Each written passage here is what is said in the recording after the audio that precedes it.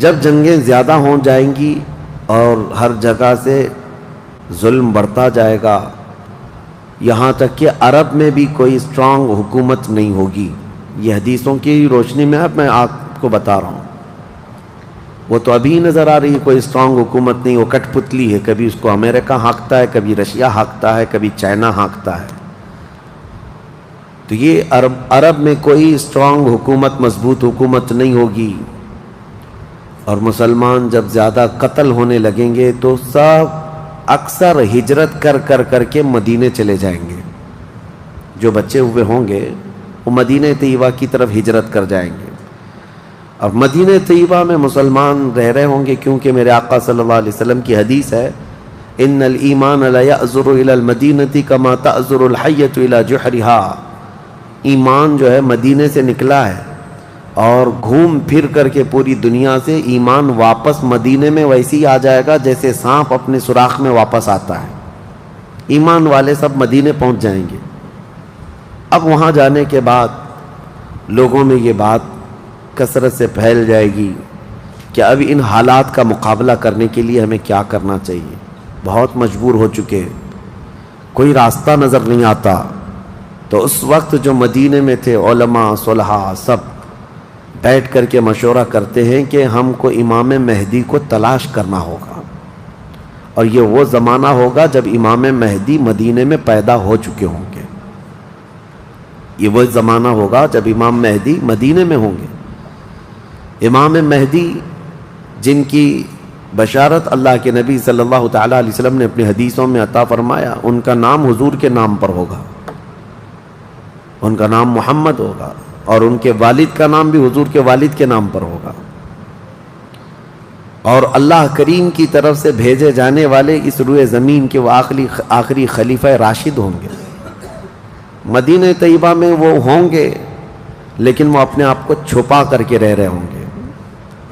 اب لوگ جب انہیں تلاش کرنے ہوں گے، اس دوران کئی جھوٹے مہدی بھی تیار ہوں گے، کیونکہ امام مہدی کا چیپٹر سب نے پڑھا ہے. جھوٹے مہدی دعویٰ کریں گے لیکن مار کھائیں گے، مریں گے، جیلوں میں جائیں گے. یہ جھوٹے مہدیوں کا یہی ہوتا رہے گا. امام مہدی اپنے آپ کو چھپا رہے ہوں گے کہ کہیں لوگ مجھے پکڑ کر حاکم نہ بنا لیں، امام نہ بنا لیں. اب لوگ جب تلاش زیادہ کر دیتے ہیں تو پھر امام مہدی کو کچھ لوگ مدینہ طیبہ میں پہچاننے لگتے ہیں. تو امام مہدی مدینہ چھوڑ کر مکہ آ جاتے ہیں، مکہ ہجرت کر کے آ جاتے ہیں. اپنے آپ کو چھپا کر کے رہ رہے تھے مکہ مکرمہ میں. یہی رمضان کا موقع، وہ خانہ کعبہ کا طواف کر رہے ہوں گے، حجر اسود کے قریب لوگ. اچھا یہ بھی میں بتا دوں، جتنے دنیا میں ابدال، اقطاب، اولیاء ہوں گے وہ سب ہجرت کر کے اس وقت مکہ میں پہنچے ہوں گے. مکہ میں سارے اولیاء ہوں گے اس وقت. اور طواف کے دوران سب لوگ پہچان لیں گے امام مہدی کو اور ان کو پکڑ لیں گے اور ان کا ہاتھ پکڑ کر سارے لوگ کہیں گے اب ہم آپ کے ہاتھ پر بیعت کرتے ہیں، آپ امام برحق ہیں اور آپ ہمارے حاکم ہو جائیں. امام مہدی منع کر رہے ہوتے ہیں. اسی وقت آسمان سے ایک آواز آتی ہے. اس آواز میں خاص یہ کہا جاتا ہے ھذا خلیفۃ اللہ المہدی، یہ اللہ کا خلیفہ مہدی ہے. اس آواز کو سن کر سب ٹوٹ پڑتے ہیں. امام مہدی سب کو بیعت کرتے ہیں، پھر واپس یہی قافلہ لے کر مدینے پہنچتے ہیں روضہ رسول پر. میرے آقا صلی اللہ تعالیٰ علیہ وسلم کی بارگاہ میں جب پہنچتے ہیں تو اہل مدینہ بھی ان کے ہاتھ پر بیعت کرتے ہیں اور ایک پوری فوج تیار ہوتی ہے. یہ انقلاب کا دور ہے. جتنی جنگیں ان کتوں نے کی تھیں، جتنا ظلم رچایا تھا پوری دنیا میں، اب ریورس ہونے کا ٹائم آ جاتا ہے. حضرت امام مہدی اس فوج کو لے کر ملک شام کی طرف جاتے ہیں. حالات ملک شام کے ایسے ہو چکے ہوں گے کہ ملک شام میں عیسائیوں کی حکومت قائم ہو چکی ہوگی. ابھی تو نہیں ہے یا انڈائریکٹ ان سے کسی کا تعلق ہے تو یہ ہمیں پتہ نہیں، لیکن حدیث میں یہ ہے کہ عیسائیوں کی حکومت ملک شام میں قائم ہوگی اور یہودی فتنہ مچا رہے ہوں گے ہر جگہ. قتل عام جو مسلمانوں کا سب سے زیادہ کرنے کی کوشش ہے وہ یہودیوں کی طرف سے ہے. امام مہدی مکہ مکرمہ سے نکل کر ملک شام کی طرف جائیں گے اور مسلمانوں کی جو قلت تھی، جو چھوٹی سی جماعت تھی، یہ جب نکل کر کے وہاں آئے گی ملک شام، بہت بڑی جنگ ہوگی جس کو ملحمۃ الکبریٰ کہا گیا ہے. امام مہدی کی قیادت میں یہ جنگ ہوگی. سارے کفار، عیسائی، یہودی سب مقابل میں آ جائیں گے. ان کی تعداد جو حدیث میں بتائی گئی ہے وہ 80 جھنڈوں کے نیچے آئیں گے اور ہر جھنڈے کے نیچے 12,000 لوگ ہوں گے. اور یہ مسلمانوں کی نہیں ہے، یہ کفار و مشرکین کی. تقریباً یہ 9,60,000 کی تعداد بنتی ہے کفار و مشرکین کی. 9,60,000. مسلمانوں کی تعداد کتنی ہوگی یہ تو نہیں پتا. اس کے بعد جنگ جب شروع ہوتی ہے، پہلے دن مسلمانوں کا 1/3 حصہ میدان چھوڑ کر بھاگ جاتا ہے.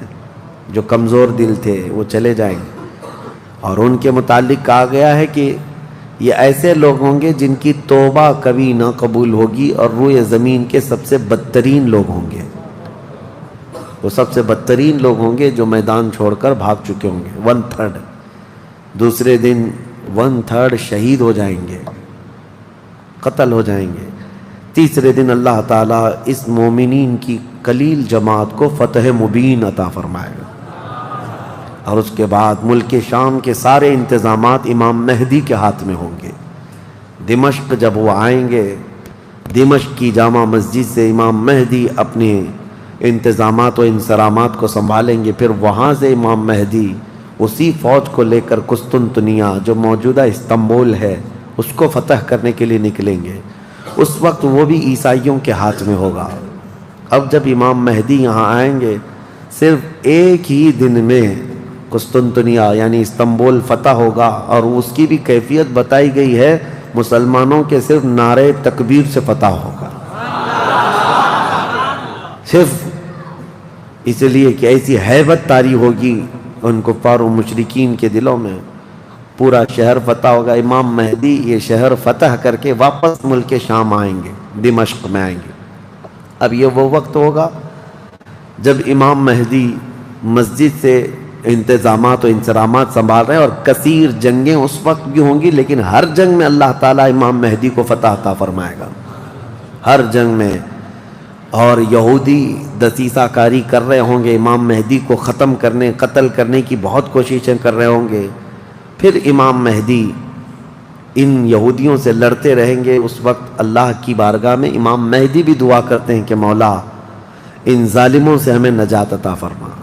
اور یہودی بھی جگہ جگہ اس بات سے پریشان ہوں گے کہ امام مہدی نے ان کا بیڑا غرق کر رکھا ہے. جہاں جاتے ہیں مقابل میں یہ شکست کھاتے ہیں، مر جاتے ہیں، اور ان کے مقابل میں کوئی آ نہیں پا رہا ہے. تو پھر ایران کے ایک علاقے میں یہ یہودی کثرت سے دعا میں مشغول ہوں گے. یہ وہ زمانہ ہوگا جب عراق اور شام کے بیچ میں دجال ظاہر ہوگا. دجال جس کے متعلق حدیث پاک میں تفصیلاً بہت ساری باتیں آئی ہیں.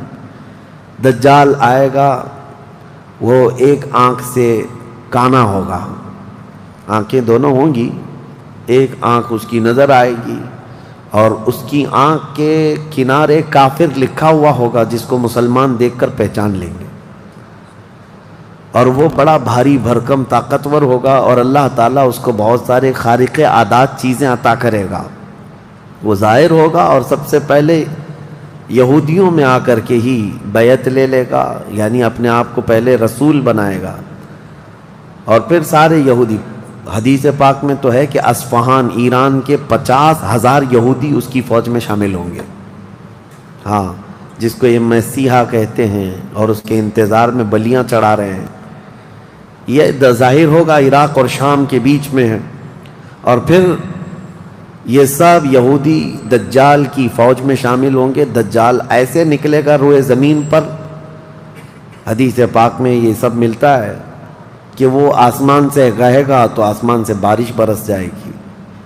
زمین سے سبزہ نکلنے لگے گا، کسی کو مار کے دوبارہ زندہ کر کے دکھائے گا، یہ سب چیزیں وہ کر کے دکھائے گا، یہاں تک کہ چلتے چلتے زمین سے کہے گا تیرے اندر جتنے خزانے ہیں نکال، زمین پورے خزانے باہر کرے گی، اور جب وہ آگے چلتا رہے گا تو یہ خزانے شہد کی مکھیوں کی طرح اس کے پیچھے جھنڈ کی طرح چلتے ہوں گے خزانے، اور دنیا کے لالچی لوگوں کو ایک سکہ ہی چاہیے بس، جس کے پاس مال ہے اس کے پیچھے غلامی ہے۔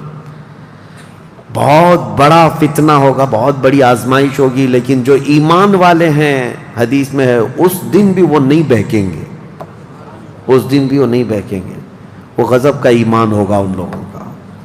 حضور صلی اللہ تعالیٰ علیہ وسلم نے فرمایا دجال کے فتنے سے مقابلہ کرنے والے جو مومن ہوں گے نا، اس کا فتنہ دیکھ کر کے بھی ایمان پر قائم ہوں گے، ان کے لیے حضور نے فرمایا وہ بغیر حساب کے ہی جنت میں جائیں گے، ان کا حساب نہیں ہوگا، وہ بنا حساب کے جنت میں جائیں گے۔ تو دجال روئے زمین پر گھوم رہا ہوگا اور فتنہ مچا چکا ہوگا، پہلے تو رسول کہتا رہا، اس کے بعد پھر خدائی کا دعویٰ کرے گا کہ میں خدا ہوں۔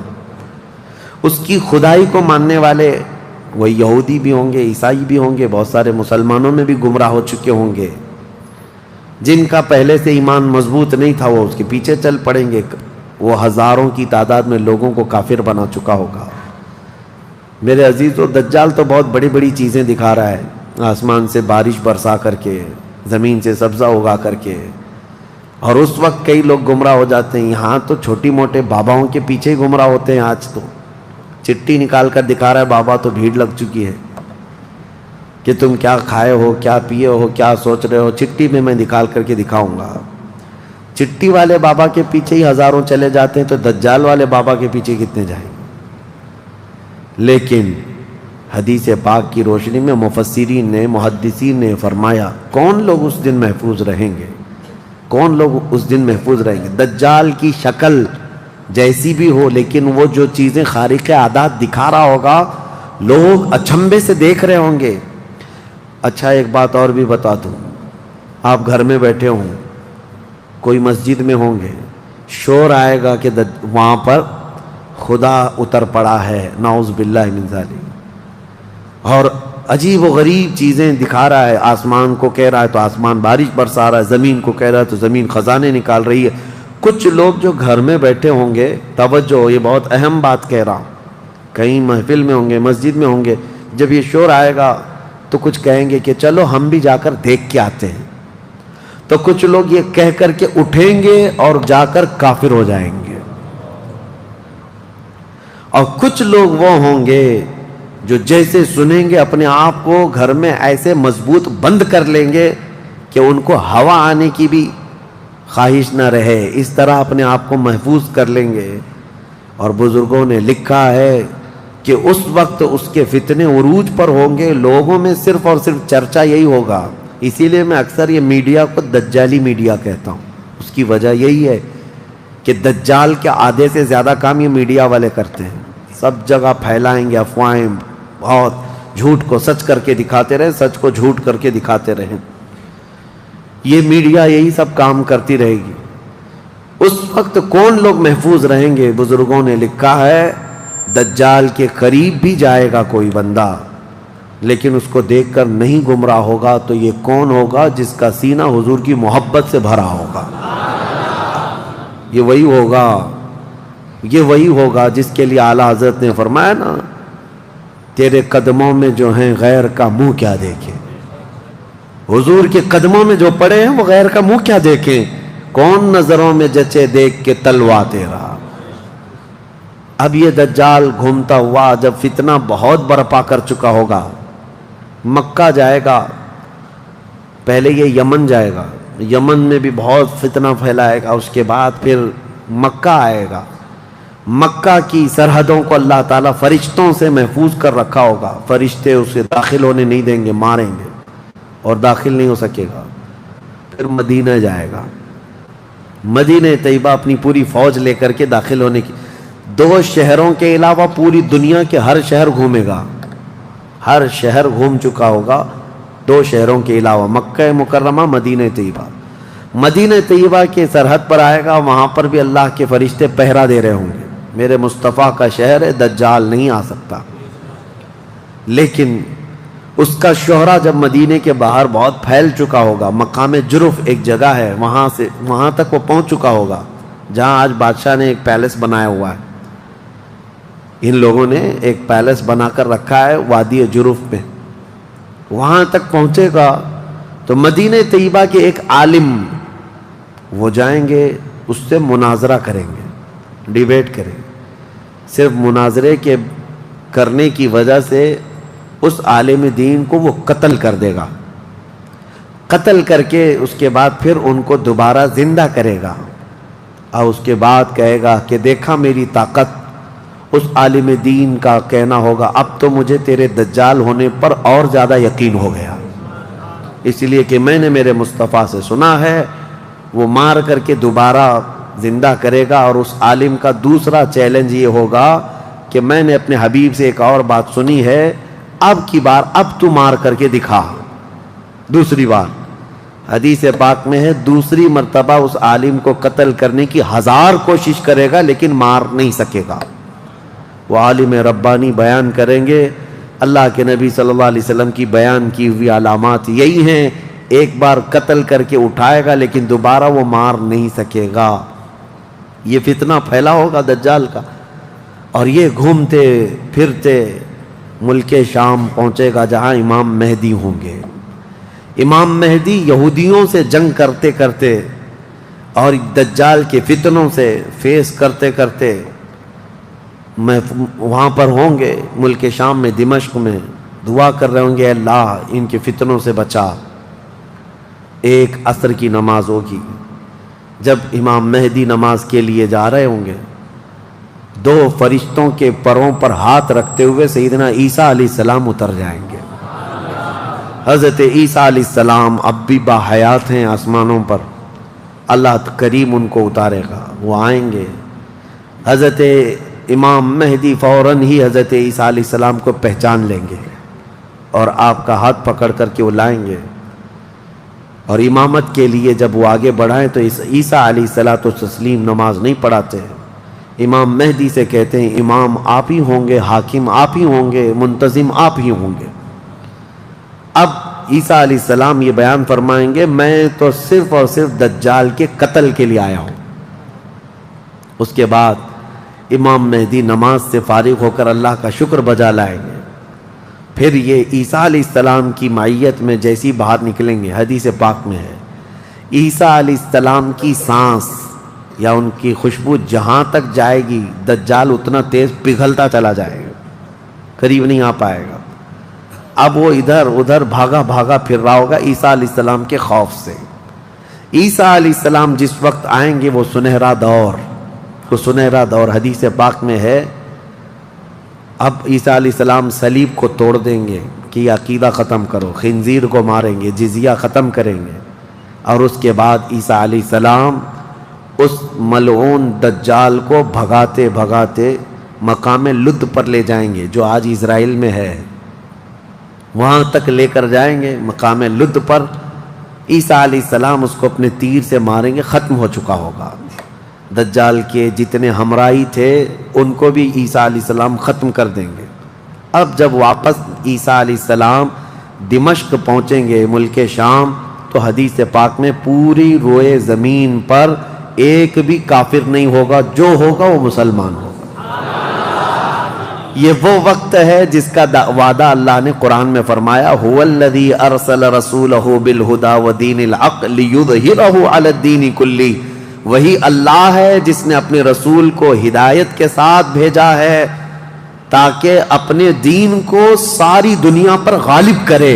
اب تک یہ دین پوری دنیا پر نہیں غالب آیا، لیکن وہ دن ہوگا جب عیسیٰ علیہ السلام تشریف لائیں گے روئے زمین پر۔ اسی لیے میں کہتا ہوں وہ دن آئے گا جب ہر گھر سے آواز آئے گی لبیک یا رسول اللہ، وہ دن آئے گا، وہ وقت آئے گا۔ صبر کے بعد، ہر اندھیرے کے بعد صبح ہونا ہے، رات کے بعد اجالا آنا ہے۔ ہاں آج جو حالات ہیں انشاءاللہ العزیز کچھ دیر کی خاموشی ہے، پھر شور آئے گا۔ آج کتوں کا وقت ہے، کل ہمارا دور آئے گا انشاءاللہ العزیز۔ میرے عزیزو، سیدنا عیسیٰ علیہ السلام جب اسے قتل کر چکے ہوں گے اور پھر روئے زمین پر صرف پرچم اسلام لہرا رہا ہوگا، امام مہدی کی عمر 49 سال یا 50 سال کے آس پاس ہوگی، وہ بیت المقدس میں انتقال کر چکے ہوں گے، آپ کی جنازہ کی نماز عیسیٰ علیہ السلام پڑھائیں گے، وہیں دفن ہوں گے، پھر عیسیٰ علیہ السلام مومنین کو لے کر مدینہ طیبہ کا رخ کریں گے۔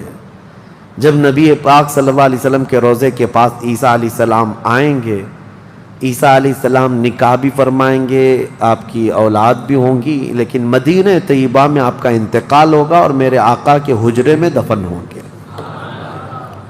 حضور صلی اللہ علیہ وسلم کا حجرہ روضہ مبارکہ، اس میں ایک جگہ عیسیٰ علیہ السلام کی باقی ہے، سیدنا عیسیٰ علیہ السلام وہاں دفن ہوں گے۔ لیکن ایک بات میں آپ کو بتا دوں، عیسیٰ علیہ السلام اس وقت بھی نبی ہی رہیں گے، ان کا جو منصب نبوت ہے وہ ہے، لیکن شریعت ان کی نہیں چلے گی، میرے مصطفیٰ کی ہوگی، شریعت صرف میرے مصطفیٰ کی ہوگی، اس لیے کہ جس دن میرے آقا پیدا ہوئے اس دن سے لے کر قیامت تک صرف ایک ہی سکہ چلنا ہے، آئی نئی حکومت سکہ نیا چلے گا، عالم میں رنگ بدلا صبح شب ولادت۔ عیسیٰ علیہ السلام کے انتقال کے بعد اب کیا ہوگا؟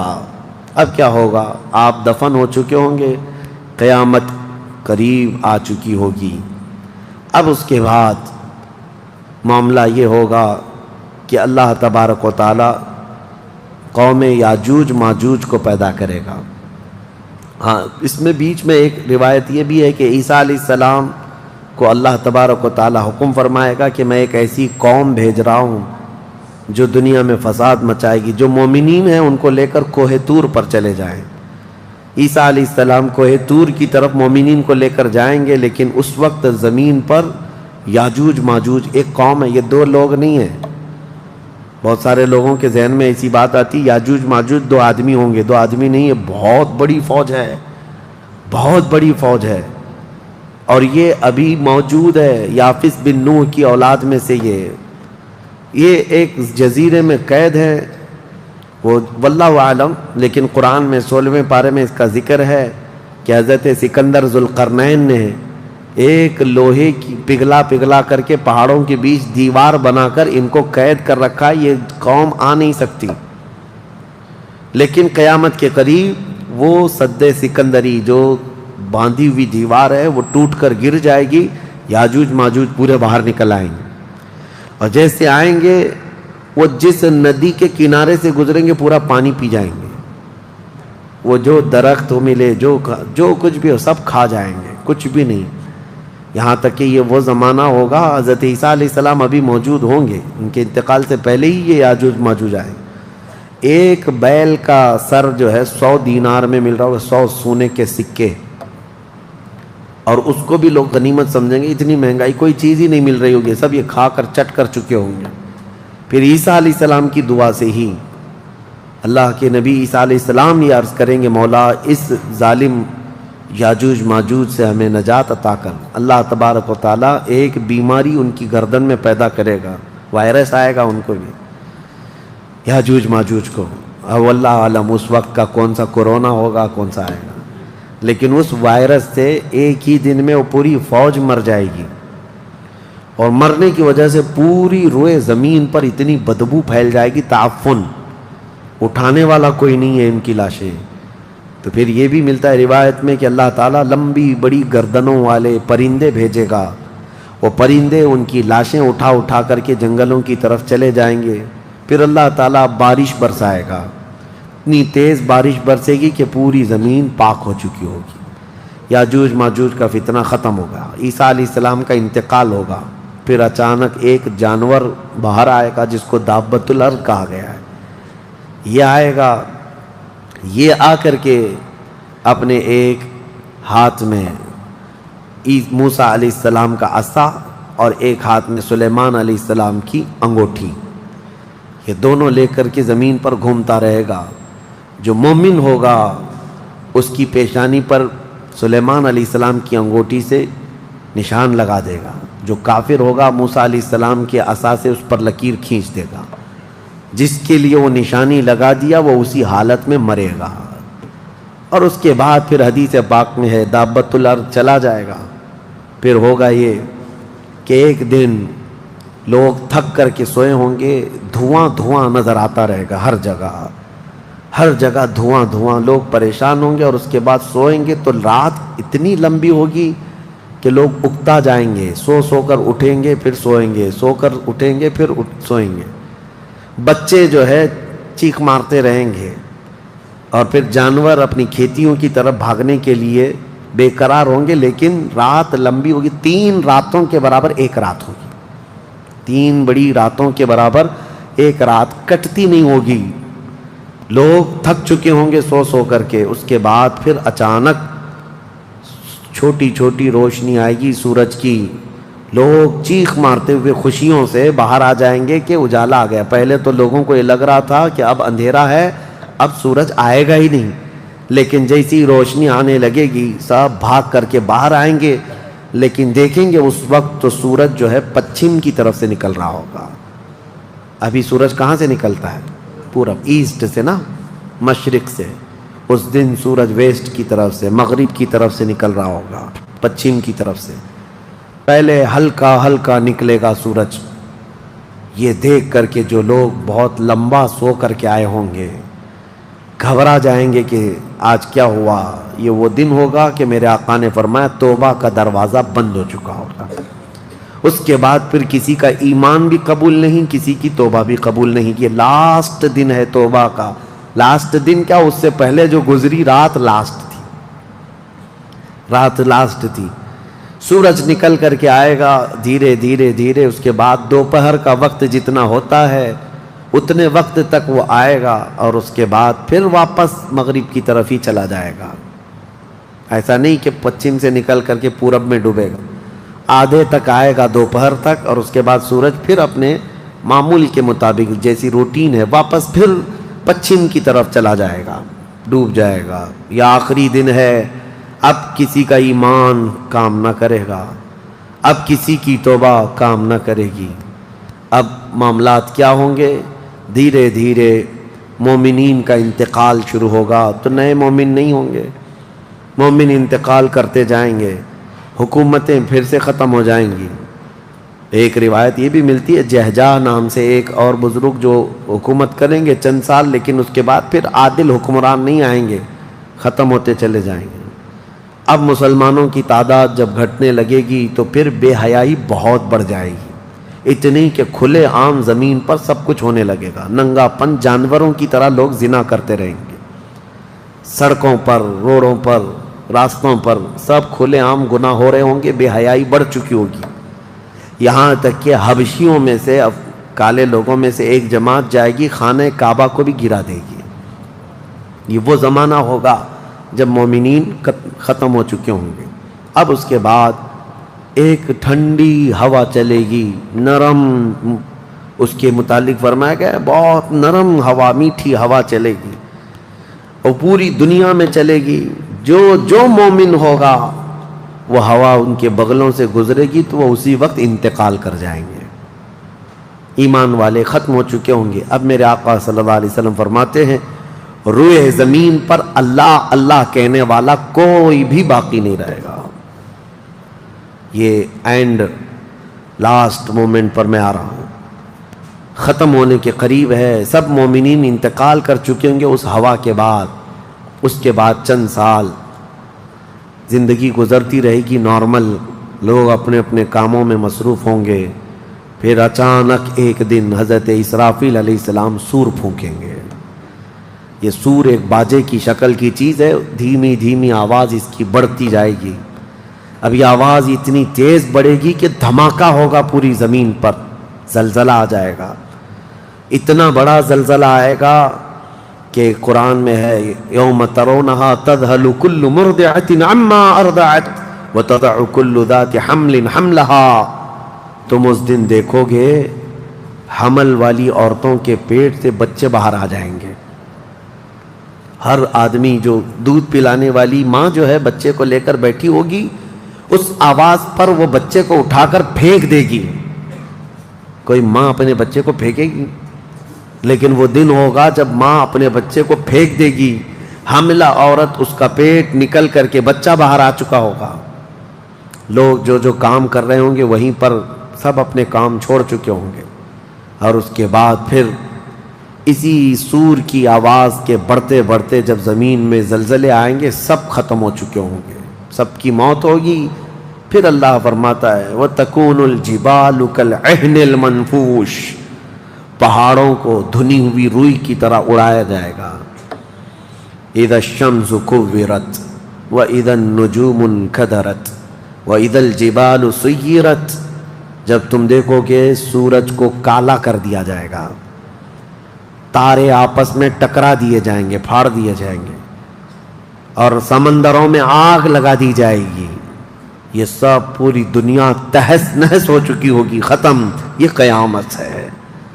اس کے بعد پھر سارے جب فنا ہو چکے ہوں گے، اللہ تعالیٰ اسرافیل علیہ السلام کو بھی موت عطا کرے گا، اور روح نکالنے والے فرشتے اسرائیل علیہ السلام کو بھی موت عطا کرے گا۔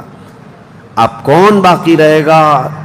کل من علیہا فان ویبقى وجہ ربک ذو الجلال والاکرام، ہر شے فنا ہو چکی ہوگی، باقی رہنے والی ذات صرف تمہارے رب کی ہوگی۔ اس کے بعد مولا کریم کو جب منظور ہوگا اسرافیل علیہ السلام کو اٹھائے گا، اور پھر سور پھونکنے کا حکم ہوگا، دوبارہ سور پھونکا جائے گا۔ اب وہ جو منظر ہے وہ ایک الگ دنیا ہے، وہ ایک الگ دنیا ہے، عالم آخرت ہے۔ جب سور پھونکا جائے گا تو آدم علیہ السلام سے لے کر قیامت تک جتنے انسان جنات آئے تھے سب کو اٹھایا جائے گا۔ حدیث پاک میں ہے اب وہ دوسرے سور سے، نفخہ ثانیہ سے سب سے پہلے جو اٹھے گا میرے آقا صلی اللہ علیہ وسلم اپنی قبر سے اٹھیں گے۔ حضور نے فرمایا دوسرے سور کے بعد میں اپنی قبر سے اس طرح اٹھوں گا کہ میرا ایک ہاتھ ابو بکر کے کندھے پر ہوگا، دوسرا ہاتھ عمر فاروق کے کندھے پر ہوگا۔ اس شان سے میرے آقا صلی اللہ تعالیٰ علیہ وسلم میدان قیامت میں آئیں گے، اور اس کے بعد کے جو مناظر ہیں، ہر آدمی کو کھڑا کر دیا جائے گا، ہر انسان کو میدان میں کھڑا کر دیا جائے گا، اور تمہیں چاہے تم کو مٹی کھا چکی ہو، تم کسی کی غذا بن چکے ہو، تم کو جلا دیا گیا ہو، تم کو پانی میں غرق کر دیا گیا ہو، کسی بھی حالت میں ہو، اور رب قدیر فرماتا ہے جب ہم نے تم کو نطفے سے پیدا کیا پورا انسان، تو تمہارے جلا کر خاک ہو جانے کے بعد تمہاری راکھ سے بھی وہ تم کو دوبارہ زندہ اٹھائے گا۔ جب تمہیں زندہ اٹھایا جائے گا پھر یہ میدان ہوگا، یہاں پر جو کھڑا کر کے حساب کتاب کا دن ہوگا وہ 50,000 سال کے برابر کا ہوگا۔ اب یہ ایک لمبی داستان ہے میرے عزیزو، وہاں کے جو حالات ہیں، اس دن ایک آواز آ رہی ہوگی، ایک آواز آ رہی ہوگی جس کو قرآن میں اللہ نے فرمایا لمن الملک اليوم، اللہ فرمائے گا آج کی بادشاہت کس کی ہے، آج کی بادشاہت کس کی ہے؟ پھر مولا خود فرماتا للہ الواحد القہار، ایک قہر کرنے والے خدا کی آج حکومت ہے۔ جو اکڑتے تھے، جو گھمنڈ کرتے تھے، سب کو کھڑا کیا جا چکا ہوگا، اور فرشتے پکار رہے ہوں گے این الجبارون این المتکبرون، کہاں ہیں غرور میں چلنے والے، کہاں ہیں اکڑ میں رہنے والے، سب جمع ہو جاؤ۔ سب کے گناہ ان کی پیشانیوں سے ظاہر ہو رہے ہوں گے، کسی کو داغ داغ کر کے فرشتے نشان بنا رہے ہوں گے کہ یہ چور ہے، یہ زانی ہے، یہ شرابی ہے، یہ حرام خور بھی کرتا رہا، سب کی الگ الگ نشانیاں بنائی جا رہی ہوں گی۔ اس بھرے محشر کے میدان میں ہمارے لیے کون ہے میرے عزیزو؟ ہم اسی رب ذوالجلال کو منانے کے لیے آج آئے ہیں۔ اس تصور کے ساتھ اب ہم کھڑے ہو کر اس کا ذکر کریں گے کہ مولا آج ہم تجھے منا رہے ہیں، تو ہم سب سے صلح فرما لے، کل بھری قیامت کے دن ہمیں ننگا اور ذلیل ہونے سے محفوظ فرما لے، اور قیامت کا دن ہوگا انشاءاللہ العزیز میرا رب اسی ذکر کی مجلس کی برکت سے ہماری بخشش کا اعلان فرمائے گا۔